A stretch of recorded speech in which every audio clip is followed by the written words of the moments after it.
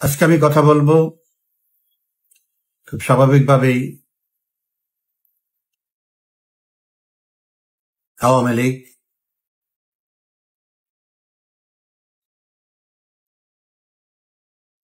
তার কার্যক্রম নিষিদ্ধ করার গেজেট প্রকাশ,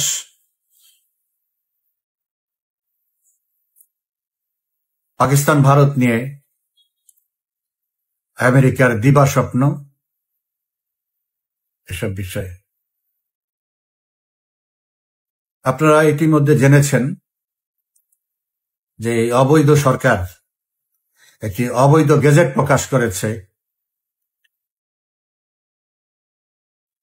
বাংলাদেশের সর্ববৃহৎ রাজনৈতিক দল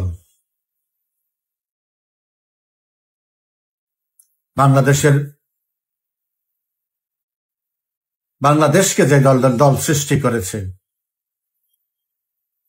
সেই দলের কার্যক্রম বেআইনিভাবে, অসাংবিধানিকভাবে বন্ধ করার একটি চক্রান্তের গেজেট প্রকাশ করেছে।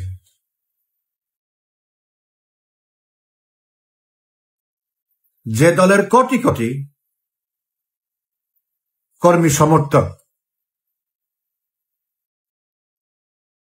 এখনো জীবিত আছে,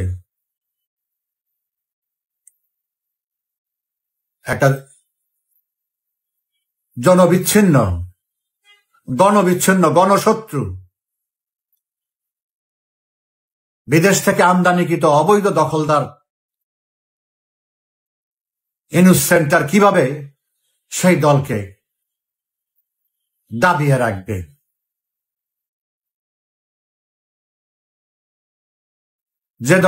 যে দলের নেতা জাতির পিতা বঙ্গবন্ধু শেখ মুজিবুর রহমান 7ই মার্চে পাকিস্তানি জান্তাদেরকে, স্বৈর শাসকদেরকে পরিষ্কার বলে দিয়েছিল 7 কোটি মানুষকে দাবায় রাখতে পারবা না। তো ইনুসের মতো একটি তেলাপোকা সে 18 কোটি মানুষের 10 কোটি মানুষকে কিভাবে, 10 কোটি সমর্থকের 3 কোটি কর্মীকে কিভাবে দাবিয়ে রাখবে? এটা একটি অবাস্তব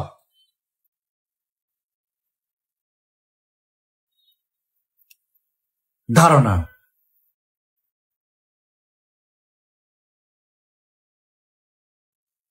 সোশ্যাল মিডিয়া ব্যবহার করে প্রায় 7 কোটি মানুষ বাংলাদেশের, এবং বাংলাদেশের বাইরে যারা বাঙালিরা অবস্থান করে তাদের 1.5 কোটি মানুষ সোশ্যাল মিডিয়া ব্যবহার করে। ইউনূসের প্রশাসন থেকে বারবার বলা হচ্ছে তাদের টার্গেটই হলো সোশ্যাল মিডিয়া। সোশ্যাল মিডিয়ার প্রচারণায় তাদের ঘুম হারাম হয়ে গেছে। সেটার থেকে বাঁচার জন্য এখন বারবার বলে সোশ্যাল মিডিয়া যারা আওয়ামী লীগের পক্ষে কথা বলবে তাদেরকে গ্রেপ্তার করা হবে। গ্রেপ্তারের ভয় দেখিয়ে তো আওয়ামী লীগকে দাবায় রাখতে পারবে না। কয়জনকে গ্রেপ্তার করবে? কোটি কোটি আওয়ামী লীগের নেতা কর্মী সমর্থক সোশ্যাল মিডিয়া ব্যবহার করে। কয়জনকে? ইতিমধ্যেই জেলখানা পরিপূর্ণ হয়ে গেছে আওয়ামী লীগের নেতা কর্মী সমর্থকদের দ্বারা। তো এইসব অবান্তর হুমকি দিয়ে তো আওয়ামী লীগের কর্মীদেরকে চুপ করানো যাবে না।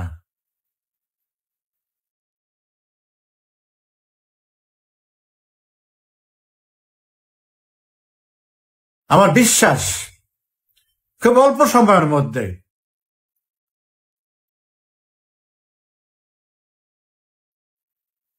এই স্বৈরাচারী একদলীয়, এরা সব দল মিলেই তো এক দল, এটা হলো ইনুসতন্ত্র। এই স্বৈরাচারী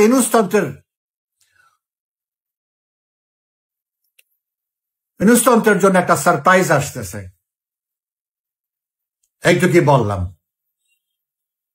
খুবই সারপ্রাইজ এবং তার জন্য খুব মর্মান্তিক। খুব বেশি সময় অপেক্ষা করতে হবে না ইনশাআল্লাহ। কার কোথায় কিভাবে প্রাণ ভোমরা এটা সবাই জানে। এদেশে আমরা রাজনীতি করেছি মাস 16 দিনে, যখন রাজনীতি নিষিদ্ধ ছিল, শুধু একটা দল না, রাজনীতি নিষিদ্ধ ছিল সামরিক স্বৈর শাসক জিয়া এরশাদের দ্বারা। আমরা সেখানেও রাজনীতি করেছি। আর আমাদের প্রজন্ম, আমাদের উত্তরসূরিরা আমাদের চেয়ে অনেক ত্যাগী, অনেক বেগবান। আজকাল আধুনিক যুগে, এই যে ডিজিটাল যুগে, কোনো কিছুতেই দাবায় রাখতে পারবে না। আজকে আরেকটি নজিরবিহীন এবং কি বলবো তাহামকের মতো কাজ, তারা পুলিশকে বিশ্বাস করে না। 2 লক্ষের উপরে পুলিশ সার্ভিসে আছে। তাদের ধারণায় পুরো পুলিশ আওয়ামী লীগের পুলিশ বা আওয়ামী লীগের পক্ষের বা তাদের বিপক্ষের, ইউনুস সেন্টারের বিপক্ষের। এটা ধারণা করা খুব স্বাভাবিক, কারণ ওরা জানে ওরা শূন্যের উপরে দাঁড়িয়ে আছে। ওদের কোনো, এই দেশে ওদের কোনো পাওয়ার বেস নাই, সমর্থন নাই, প্রশাসনেও নাই, জনগণের মধ্যেও নাই। ওদেরকে বসিয়ে দেওয়া হয়েছে উপর থেকে, যার জন্য ওরা কাউকে বিশ্বাস করে না। কি সিভিল প্রশাসন, কি মিলিটারি প্রশাসন, কি আইন শৃঙ্খলা বাহিনী, ওরা কাউকে বিশ্বাস করে না। এটা হলো ওদের সবচেয়ে বড় দুর্বলতা। আজকে আরেকটা সিদ্ধান্ত নিয়েছে, পুলিশের কাছ থেকে অস্ত্র প্রত্যাহার করা। পুলিশ বিনা অস্ত্রে ডিউটি করবে। যেখানে জঙ্গি, এটার মূল উদ্দেশ্য কি? এটার মূল উদ্দেশ্য হচ্ছে জঙ্গিদের অভয়ারণ্য সৃষ্টি করা এই দেশে। তারা যেন অস্ত্র নিয়ে সন্ত্রাস করে, জঙ্গিবাদ করে, মানুষকে জোর করে মানুষকে দমন করতে পারে, এবং পুলিশ যেন কোনো ব্যবস্থা না নেয়। কারণ পুলিশের হাতে অস্ত্র থাকলে ওরা যখন ওদেরকে যখন প্রতিরোধ করতে যাবে, ওরা যদি গুলি করে, পুলিশও তো গুলি করবে। এই ভয় জঙ্গিরা একটু চিন্তিত। আজকে সেইটাও উঠিয়ে দেওয়া হচ্ছে। সে জঙ্গিদের অভয়ারণ্য করার জন্য পুলিশের কাছ থেকে অস্ত্র নিয়ে যাচ্ছে। এটা কি একটা সোজা বিষয়? এটা কি গ্রহণযোগ্য বিষয়? পুলিশের এত অস্ত্র থাকবে না? সেটাও জোকার স্বরাষ্ট্র উপদেষ্টা আজকে ঘোষণা দিয়েছে। এখন আমি এইটাও অ্যান্টিসিপেট করতেছি যে নিজেরা সন্ত্রাসী, নাশকতা করে, কোনো কিছু জ্বালিয়ে দিবে, কোনো কিছু বোমাবাজি করবে, কাউকে কোনো জায়গায় আক্রমণ করবে, এগুলি করে সব আওয়ামী লীগের উপরে ব্লেম চাপাবে। এই ষড়যন্ত্র করতেছে। এই জন্য পুলিশকে আরো দুর্বল ঘরে বসা যায়। কারণ পুলিশ তো খালি হাতে যাবে না। কোনো জায়গায় একটা ঝামেলা হলো, পুলিশ তো খালি হাতে সেখানে যাবে না। পুলিশের তো আত্মরক্ষার অধিকার আছে, সে তো এই দেশের নাগরিক।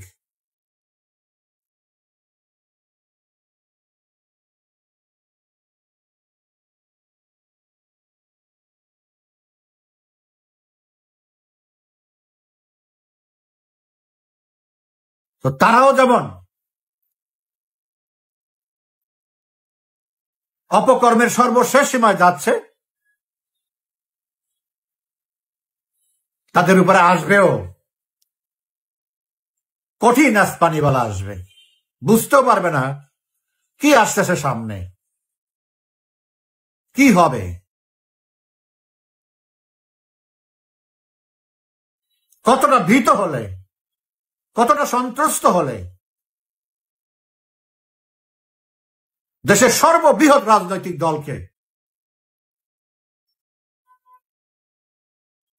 ঘরবন্দি করে রাখা, মুখ চেপে রাখা, আইন পাশ করে। কে মানে এইসব আইন? আমি তো দেখে নেই। আমি যে কিছুক্ষণ আগেও সোশ্যাল মিডিয়া দেখলাম, এগুলো নিয়ে হাসাহাসি করে, এগুলো উড়িয়ে দিয়েছে আমাদের তরুণ সমাজ, সে পাত্তাই দেয় না।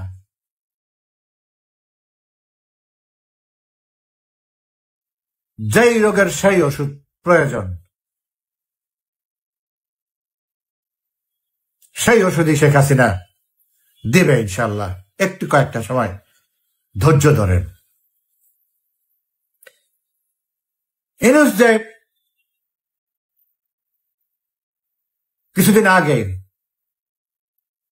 4 তারিখে না 5 তারিখে মে মাসে, এই তো আমাদের যুদ্ধের জন্য প্রস্তুত থাকতে বলছে।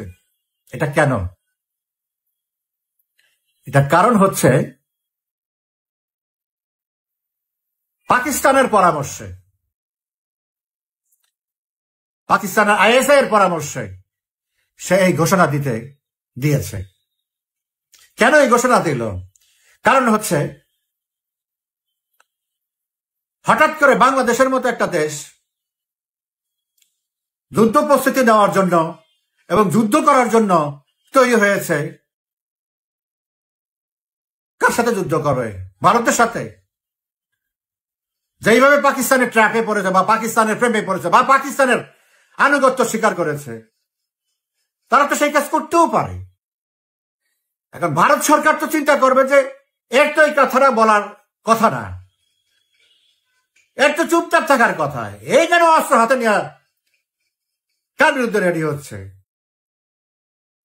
আমাকে ডিস্টার্ব করতে চায়। কিছুটা হলো একটা প্রস্তুতি,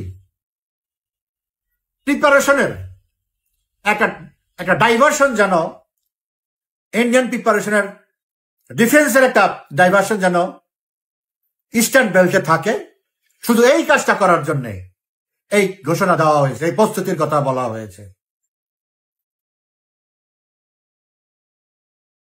তাদের যে প্রস্তুতি পাকিস্তান বেল্টে থাকবে, তার থেকে কিছুটা হইলেও বাংলাদেশ বেল্টে তারা রাখতে হয়েছে। না রাখাটাই হবে নির্বুদ্ধিতা, এবং রাখতে হয়েছে। এটাই ছিল এই ঘোষণার মূল উদ্দেশ্য, যে ভারতের শক্তিকে কিছুটা হলেও এই দিকে ডাইভার্ট করা।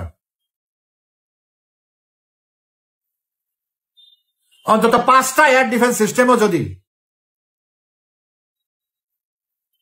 বা 10টা এয়ার ডিফেন্স সিস্টেমও যদি ইস্টার্ন বেল্টে রাখে, এই 10টা তো ওই দিকে রাখতে পারত। এই 10টা তো আরো 50টা ড্রোন বা মিসাইল ইন্টারসেপ্ট করতে পারত। তো এই দূরভিসন্ধিমূলক পাকিস্তানের আইএসআই বুদ্ধিতে এই কাজটা ইউজ করেছে। এখন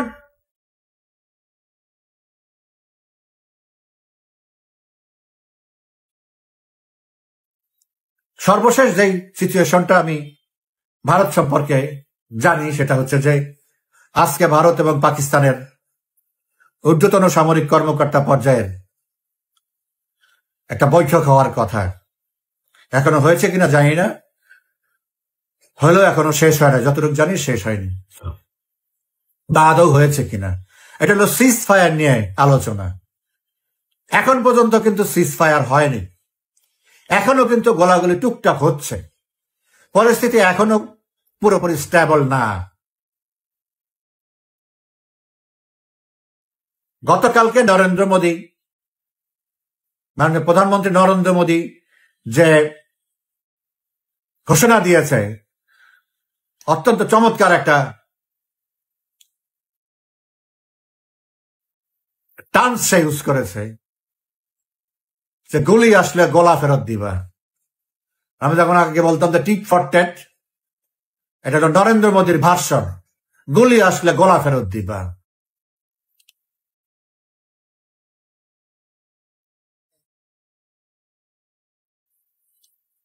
পাকিস্তান হলো একটা বেহায়া জাতি, এর কোনো লাজ শরম নাই। এতটা ক্ষতিগ্রস্ত হলো 4 দিনের, প্রথম 2 দিনে তো পুরোপুরি ম্যাসাকার করে ফেলছে। 24টা মিসাইল হিট করেছে, একটা মিসাইলও তারা ইন্টারসেপ্ট করতে পারে নাই। কারণ তার অনেকগুলো ছিল, যে ইন্টারসেপ্টর গুলো ছিল, ডিফেন্স গুলো ছিল, সেগুলিকে টেক আউট করা সফলভাবে সেগুলি করেছে, এবং অন্যান্য বস্তুতে তারপরে যেগুলি আক্রমণ করেছে। আর ফাইনালি 9 তারিখ এবং 10 তারিখে যে অ্যাটাক গুলো হয়েছে, আরো 10 বছর পাকিস্তানের লাগবে এটাকে রিকভার করতে। ওই বেহায়া নির্লজ্জ ওরা প্রেস কনফারেন্স দিয়া বিজয় উল্লাস করে। এই হলো এখন ভারত একটা রেসপন্সিবল কান্ট্রি, কিন্তু যতই রেসপন্সিবল হোক, আমি মনে করি যে ডেভেলপমেন্টটা 22 তারিখের পর থেকে 10 তারিখ পর্যন্ত হয়েছে, এইটার বেসিসে এটা যে কোর প্রবলেম কাশ্মীর, এইটাকে ভারতকে সেটেল করতে হবে। এই কাশ্মীর সেটেল করলে এন্টার সাবকন্টিনেন্ট ঠান্ডা হয়ে যাবে। এটা এখন কিভাবে করবে? এটা কি ফায়ার পাওয়ার দিয়ে করবে, নাকি আদার মিন্স দিয়ে করবে? বাট যেইভাবেই হোক এটা করতে হবে। Donald Trump as a non political person, তার রাজনৈতিক কোনো অভিজ্ঞতা নাই, এখনো হয় নাই। 4 বছর রাষ্ট্র ক্ষমতায় ছিল, দেশ চালিয়েছে, এখন আবার শুরু করেছে। মাঝখানের 4 বছর সে মামলা মোকদ্দমা নিয়ে ব্যস্ত ছিল। সে সঠিকভাবে অনেক কিছুই জানে না এই পৃথিবীর। কাশ্মীর যে কি, কাশ্মীর প্রবলেমের রুট কজ কি, কখন থেকে এই প্রবলেম শুরু হয়েছে, কি কারণে হয়েছে, এইটাই তো ডোনাল্ড ট্রাম্প জানে না। ওনাকে এখন তো ব্রিফ করলে উনি বুঝবে না।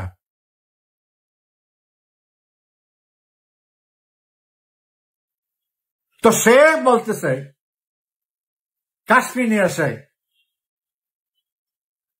ডিল করতে চায়, নেগোসিয়েট করতে চায়। তো এখন আমেরিকার প্রেসিডেন্ট অনেক ক্ষমতাশালী লোক, সিজফায়ার করতে বসে, 2 পক্ষ রাজি হয়ে গেছে, তার মধ্যে আরো বেশি কনফিডেন্স চলে আসছে, আমি বোধহয় এইটাও সমাধান করতে পারবো। কিন্তু আমি তার ট্রুথ সোশ্যালে যে পোস্ট দেখলাম, তখন এই পোস্ট দেখে আমার মনে হলো উনি কাশ্মীর সম্পর্কে কিছুই জানে না। ওনার ধারণা এটা একটা মামুলি একটা কনফ্লিক্ট, উনি বললেই বন্ধ হয়ে যাবে। এত সহজ না। উনি জানতে হবে আগে রোগটা কি, তারপরে আপনি ডায়াগনোসিস করবেন, তারপরে আপনি রিমেডি দিবেন। আদৌ এটা রিমেডি আছে কিনা, এটার যে রিমেডি, সেই রিমেডির ক্যাপাসিটি আপনার নাই, সেই পলিটিক্যাল ল্যাঙ্গুয়েজ তো আপনার নাই। এখানে একটা ব্যাপার আছে।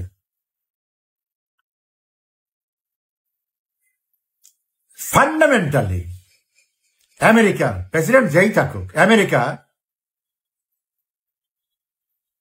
পাকিস্তানের সাইডে, এটা ডে 1 থেকে শুরু হয়েছে। ডে 1 মিনস 14th August 1947 থেকে শুরু হয়েছে। কারণ পাকিস্তান সৃষ্টিটা ব্রিটিশরা, এটা ব্রিটিশদের ব্রেন চাইল্ড। তো British and American is the same for international affairs after 45, মানে সেকেন্ড ওয়ার্ল্ড ওয়ার, বা from the second world war. এখন ভারতের বিরুদ্ধে তারা কেন গেল আমেরিকায়? কারণ হচ্ছে ভারতের মূল নীতি হচ্ছে, ছিল founding principles, one of the prime principles of the Indian states is socialism. That was the basic problem with India. ওই সোশ্যালিজম স্বাভাবিকভাবে এটা সমাজতান্ত্রিক ব্লকের ঘেঁষা, যদিও ভারত ওই ব্লকে কখনো যায় নাই, ওইটার সিম্পেথেস ছিল, কিন্তু ওই ব্লকে যায় নাই। জওয়াহরলাল নেহরুর নেতৃত্বে বা আরো অন্যান্য যারা নেতা ছিল, মার্শাল টিটু, আলেন্দে, এই সমস্ত বড় বড় নেতাদের নেতৃত্বে নন অ্যালায়েন্স গ্রুপ করা হয়েছিল, জোট নিরপেক্ষ আন্দোলন। এই দুই পক্ষের মাঝখানে এরা এটা একটা করেছে। কিন্তু তারপরেও জোট নিরপেক্ষ যারা ছিল তাদের 100% ছিল অ্যানক্লাইন টু সোভিয়েত রাশিয়া। এবং যেহেতু এটার মূলনীতির মধ্যে একটা ছিল সমাজতন্ত্র, এইটাই হলো পশ্চিমাদের বা পুঁজিবাদীদের মূল বিরোধিতার সূত্র। এবং পাকিস্তান সেই পথে যায় নাই, যার জন্য পাকিস্তানকে তারা তখন তাদের পক্ষে নিয়ে নিয়েছে, আর ভারতকে তাদের ওই যে শুরু হয়েছে তারপর থেকে তারা সবকিছুতেই 71-এ এসে তারা সেটার এক্সপোজার হয়েছে, সরাসরি পাকিস্তানের পক্ষে দাঁড়ায় গেল। এবং সেটা তারা পরবর্তীতে যতভাবে পারছে রাশিয়াকে আফগানিস্তানে কন্টেইন করার জন্য পাকিস্তানকে ব্যবহার করছে, তাকে সামরিকভাবে স্বাবলম্বী করছে। তাই তো সব আমেরিকা করছে। আজকে যে 7 তারিখের পরে পাকিস্তান যেই পর্যায়ে গেছে, এবং 9 তারিখে ডিপ ইনটু দি পাকিস্তান যেভাবে ইন্ডিয়ান মিসাইল হিট করা শুরু করেছে, তখন আমেরিকা দেখলো যে না, পাকিস্তানকে আর টিকে রাখা যাবে না। অলরেডি 11টা আছেই তাদের, কয়টা এই 11টাই বা 15, 13, 14টা আছে, 11টা এয়ারবেস ডিস্ট্রয় করে দিয়েছে, যেটা 20% of the entire strength, মাত্র 2 দিনে। সো আমেরিকা যে সিজ ফায়ারের জন্য আসলো কেন? পাকিস্তানকে রক্ষা করার জন্য। এখন এইটা কি প্রাইম মিনিস্টার মোদি বা ইন্ডিয়ান এক্সপার্টরা বুঝে না, জানে না? ডেফিনেটলি দে নো ইট। তারপরে এখানে অ্যাকসেপ্ট করলো এরকম একটা ক্রুশিয়াল মোমেন্টে যেখানে পাকিস্তানকে ব্যাকফুটে নিয়ে গেছে। কারণ হচ্ছে this is India, this is not Pakistan. চাইলাম, উঠলাম, দাঁড়াইলাম, চলে গেলাম, ব্যাপারটা তা না। India is a very heavy weight country. They cannot move like anything.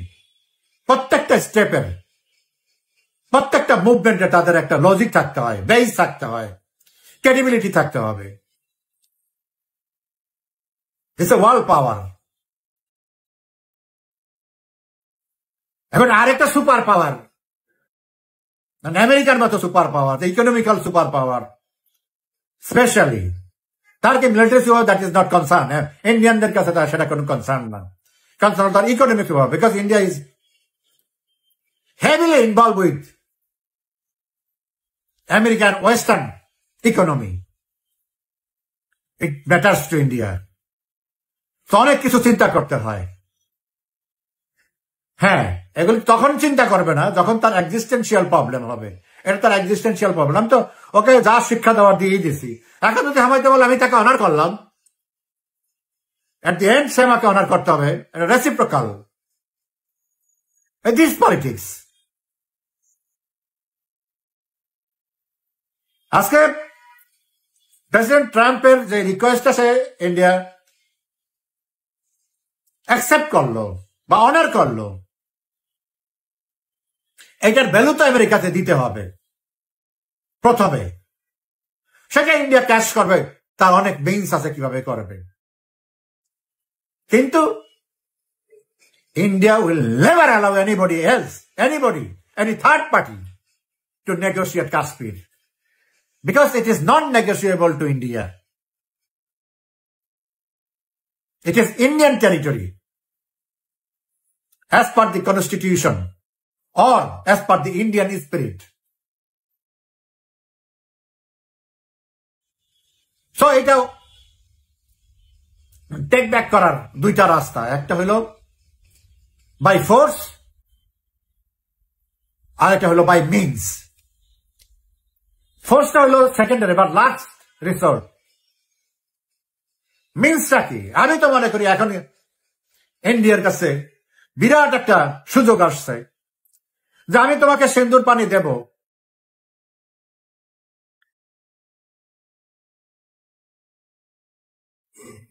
দেব না যদি তুমি কাশ্মীর না ছাড়ো।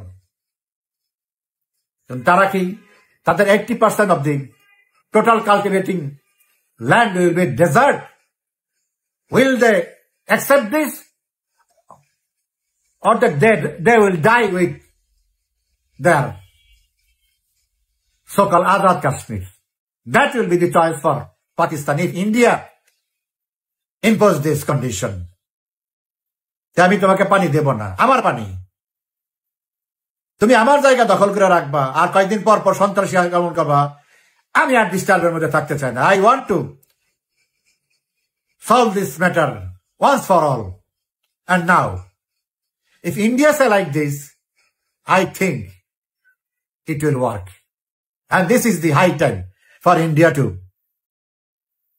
play this card. দেখা যাক কি হয়। There is a huge meritorious people sitting in Delhi. They know how to deal with this situation and how to take the advantage of this situation.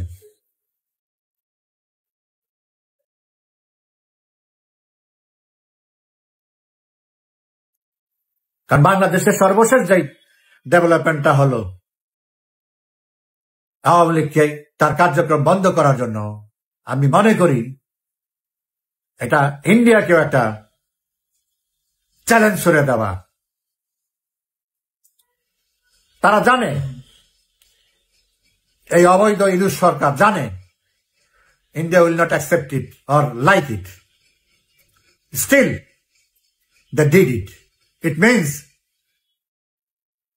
they thrown a challenge to India. So, India should accept this challenge and act accordingly. Let's see.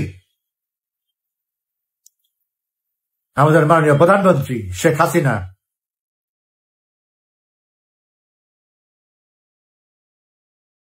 এবং মাননীয় প্রধানমন্ত্রী Narendra Modi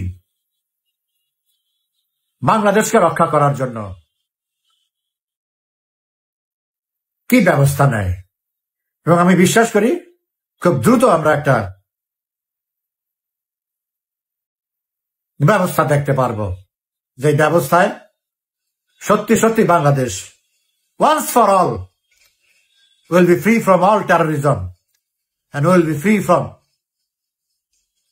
any kind of Pakistani influence. Let's hope for the best. Thank you for watching and listening to me.